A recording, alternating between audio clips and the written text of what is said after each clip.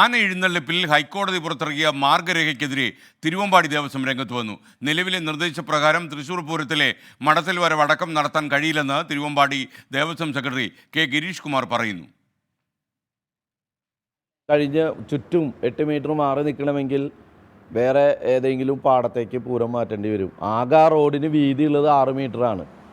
അതിൽ 3 ആനയും മറ്റ് ജനങ്ങൾ നിന്ന് കഴിഞ്ഞാൽ ഒരു സൈഡിലേക്ക് 8 മീറ്റർ. ഇതിലൊരു വ്യക്തത തോന്നുന്നില്ല. ആനയിൽ നിന്ന് ഫ്രണ്ടിലോട്ടാണോ 8 മീറ്റർ, അതല്ലെങ്കിൽ ആനയുടെ ചുറ്റും 8 മീറ്റർ വേണോ എന്നുള്ളത് അതൊന്ന് വ്യക്തമാക്കണം. മടത്തിൽ വരവും തൃശ്ശൂർ പൂരത്തിൻ്റെ ഒരു പൂരവും നടത്താൻ പറ്റില്ല. അതൊരു ഏറ്റവും വലിയ തെറ്റായിട്ടുള്ള ഒരു തീരുമാനമായി തോന്നുന്നത്. സൂരജ് സജി തൃശ്ശൂരിൽ നിന്ന് വിവരങ്ങൾ നൽകുന്നു. Sooraj, good morning.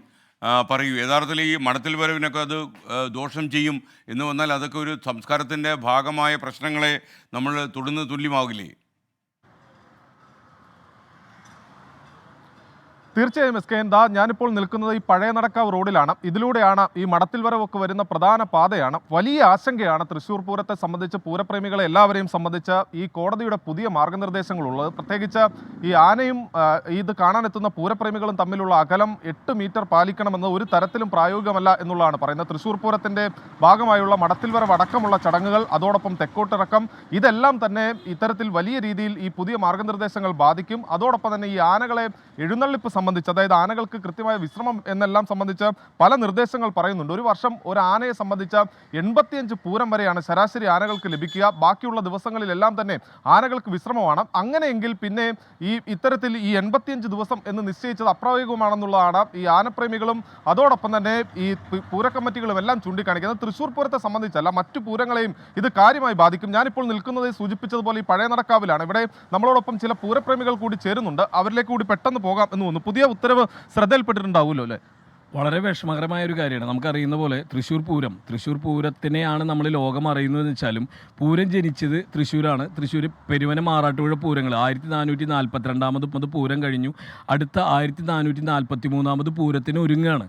28 ദിവസം അതിൽ കൂടുതൽ നീണ്ടു നിൽക്കുന്ന വലിയൊരു ആഘോഷമാണ് തൃശ്ശൂർ. കുമ്പത്തിലെ പൂരം, മീനത്തിലെ പൂരം, മേടത്തിലെ പൂരം, അതിനിടയ്ക്ക് നടക്കുന്ന നമുക്ക് കാണുന്ന മധ്യ കേരളത്തിലെ നിരവധിയായ പൂരങ്ങൾ, ഈ പൂരങ്ങളെ മുഴുവൻ ആശങ്കയിലാഴ്ത്തുകയാണ്. സാമ്പത്തികമായി മാത്രമല്ല, ഒരുപാട് പേരെ തൊഴിൽ എല്ലാത്തിനെയും ബാധിക്കുന്ന നിലയ്ക്കാണ് ഇപ്പോൾ വന്നിട്ടുള്ള നിയമങ്ങൾ. ഇത് ശരിക്കും പറഞ്ഞാൽ നമുക്ക് പണ്ട് കാലത്ത് വടക്കുന്നാനെ സംബന്ധിച്ച് പറയുകയാണെന്ന് വെച്ചാൽ, മധുചേട്ടൻ പറയും, ഇവിടുന്ന് നമ്മൾ പണ്ട് കാലത്ത് തെക്കേ ഗോപുരം കടത്തിവിട്ടാൽ ഒരാളെ കാട്ടിലേക്ക് വിടുക എന്നുള്ളതാണ്.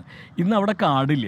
അപ്പോൾ ഈ പറയുന്ന പോലെ ഏത് കാലത്തേക്ക് നമ്മൾ തിരിച്ചു പോകണം, എങ്ങനെയാണ് ഇതിൻ്റെ കഥ? കോടതികൾക്ക് ഇതിനെക്കുറിച്ച് അറിയില്ലെങ്കിൽ കൃത്യമായി ഇത് മനസ്സിലാക്കി കൊടുക്കാനായിട്ടുള്ള സംവിധാനം വേണം എന്നുള്ള കാര്യത്തിൽ ഒരു സംശയവുമില്ല.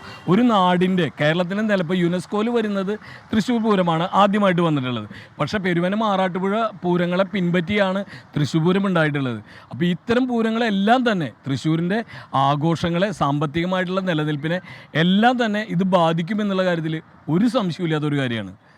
വലിയ ആശങ്കയുണ്ടല്ലേ? തീർച്ചയായിട്ടും. ഞാൻ പറഞ്ഞില്ലേ, ജനിച്ച അന്ന് മുതൽ ആഘോഷിച്ചുകൊണ്ടിരിക്കുന്ന ഒരു തൃശ്ശൂർ പൂരം മാതിരിയുള്ള വലിയൊരു ചടങ്ങ് മുഴുവൻ ഇനി ഒരു എന്താ പറയുക, ഒരു സ്വപ്നമായി മാറി, അല്ലെങ്കിൽ ഇപ്പോൾ ആയിക്കൊണ്ടിരിക്കുകയാണ്. വെടിക്കെട്ടെന്നൊക്കെ പറയുന്നത് ഞങ്ങളുടെ കുട്ടിക്കാലത്ത് കണ്ട വെടിക്കെട്ടിൻ്റെ ഒരു 10% പോലും ഇപ്പം ഇല്ല. ഇനിയിപ്പോൾ ഏറ്റവും ഭംഗിയുള്ള കാഴ്ചകളും ഒക്കെയുള്ള ആനയും എഴുന്നള്ളിപ്പും കൂടി ഇനി വേണ്ട അല്ലെങ്കിൽ അതിനൊരുപാട് നിയമവശങ്ങളും റെസ്ട്രിക്ഷൻസും കൊണ്ടുവന്ന് ആരും കാണണ്ട, ദൂരെ നിന്ന് കണ്ടാൽ മതി എന്ന് പറയുന്ന ഒരു രീതിയിലേക്ക് മാറ്റുകയാണെങ്കിൽ, ഇപ്പോൾ തിരുവമ്പാടിയുടെ സെക്രട്ടറി പറഞ്ഞ മാതിരി ഇവിടുന്നൊക്കെ മാറ്റി വല്ല പാടത്തോ വല്ലതൊക്കെ കൊണ്ടുപോയി ഇനി തൃശ്ശൂർ പൂരം നടത്തേണ്ട ഒരു അവസ്ഥയിലേക്ക് ഈ പുതിയ നിയമങ്ങൾ കൊണ്ടെത്തിക്കുന്നുള്ളതാണ് എനിക്ക് തോന്നുന്നത്. ഇതൊരു വല്ലാത്തൊരു വളരെ സങ്കടകരമായ കാഴ്ചയാണ്. ഇത് ഒരിക്കലും അനുവദിക്കാൻ പറ്റില്ല. തീർച്ചയായും ഇതൊരു വളരെ ഖേദകരമായൊരു വിധി തന്നെയാണ്. ഇങ്ങനെ പാടില്ല എന്നാണ് എൻ്റെ അഭിപ്രായം. എന്തായാലും വലിയ ആശങ്ക പൂരപ്രേമികളെ സംബന്ധിച്ചെല്ലാം നിലനിൽക്കുന്നു. ഈ ഉത്തരവിൽ ഒരു പുനഃപരിശോധന വേണമെന്നുള്ളതാണ് പറയുന്നത്. ദേവസ്വങ്ങൾ ഇതിൽ കക്ഷി ചേരാനുള്ള ഒരു ശ്രമം ആദ്യഘട്ടത്തിൽ നൽകിയതാണ്. പക്ഷേ അന്ന് വന്ന നിർദ്ദേശം ഇത് സംബന്ധിച്ചുള്ള കാര്യങ്ങൾ എഴുതി കൊടുക്കാനാണ് പറഞ്ഞത്. ഇത് തൃശ്ശൂർ പൂരത്തെ മാത്രമല്ല, പല ദേവസ്വങ്ങളുടെ പൂരങ്ങൾ, പല ക്ഷേത്രങ്ങളുടെ പൂരങ്ങൾ, എല്ലാ പൂരങ്ങളെയും ഈ പുതിയ മാർഗനിർദ്ദേശം ബാധിക്കും എന്നുള്ളത് തന്നെയാണ് വിലയിരുത്തപ്പെടുന്നത്. Okay, thank you. Sooraj Saji വിവരങ്ങളുമായി ചേരുകയായിരുന്നു.